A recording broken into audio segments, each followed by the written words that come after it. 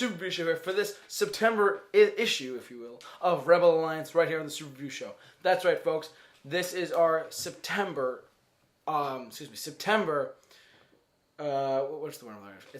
This is our September Rebel Alliance episode. This marks our 14th Rebel Alliance episode since the very beginnings of this entire show that I've launched here on the Super Review Show.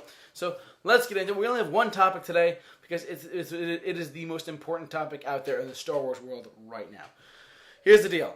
So, as all of you know, Michael Giacchino, who has composed films for the scores for films such as Dawn of the Planet of the Apes, all three of the recent Star Trek movies, and he's composed a plethora of other films too. He composed Jurassic World, for example. Yeah, he's a dynamite composer, my goodness. And he's coming in to compose the rest of Rogue One. Now, when I read this report, I'm like, really? Star Wars Rogue One is getting like not a new composer, but another composer. What I think this means that I think he's just adding additional stuff to the movie. I don't think he's rewriting any of Alexander Desplat. I love that name. Alexander Desplat's stuff. I believe he's just composing his own some extra stuff to pile on in case they need it. But if they don't need it, it's okay. So here's the deal. He's coming in, and look at his background for a sec, right? So all three Star Trek movies, Jurassic World and Dawn of the Planet of the Apes, that's a pretty good, that's only 5 of them. He has a plethora more that he's done. But these 5, look at the Star Trek ones in particular for a sec, right? I know this is a Star Wars show, but look at what he did with those movies. He really set the tone and the composition of all of the scores equally, even though the third one they changed directors.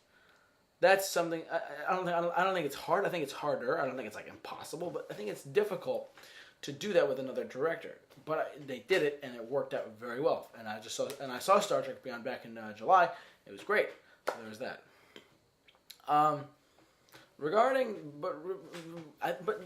The analogy I drew on the separate video of this, I did a separate video on this one topic alone, was that, you know, X-Men Days of Future Past had additional scenes in it. Not reshoots. It went in for additional scenes.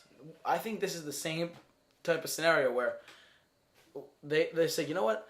We need some extra compositions. So why don't we just come in and we'll bring in another composer. He can do what he has to do and see what fits the movie.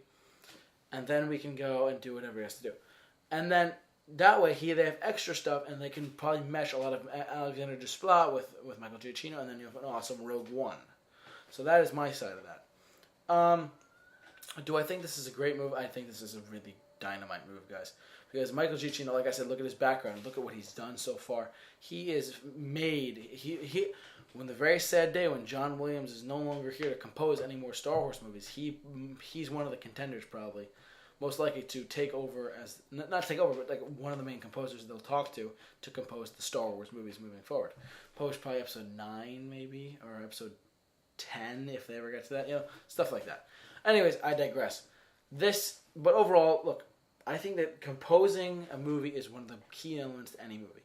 You look at the score for The Force Awakens actually got an Oscar nomination. It got 5 Oscar nominations, and that was one of them. So that is great overall, guys. But I will say this, though. In summary, bringing in someone as good as Giacchino is fine with me, because I'm sure they're just going to do touch-ups. They're going to do little things here and there to fix stuff, and then it'll turn out to be maybe even a better soundtrack or a better film overall. So I think that's a good sign. But anyways, that will do it for this month of Rebel Alliance here on the Super Review Show. And remember, if you guys love Star Wars more than anything else in the world, please subscribe to this YouTube channel, or even just save this playlist and subscribe to the Super Review Show for all your Star Wars updates, because we do Rebel Alliance. We also do Trekkies for all you Star Trek fans out there. Trekkies will be up probably later on today, so you guys can check that out. Anyways, I would like to thank all of you for tuning into the video, and please feel free to subscribe to this YouTube channel for all of your Star Wars updates. And also, coming up very soon here on the Super Review Show, I talked with a buddy of mine named Andrew Schultes. He's been on the show numerous times now, and as well as his brother Luke. We're thinking about doing a movie commentary of one of the Star Wars movies. Should we do A New Hope, Empire Strikes Back, Revenge of the Sith, and Return of the Jedi? Should we do The Force Awakens? Let me know what you...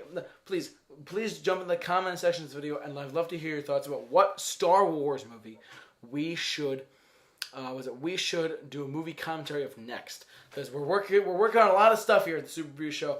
We're doing a lot of great stuff, so please feel free to subscribe for all your Super Review Show updates. But look, if you love Marvel, DC, Star Wars, Star Trek, you're in the right place. The Super Review Show. But for all your Rebel Alliance episodes, keep it locked on the Super Review Show. J-Man, off to work. May the Force be with you.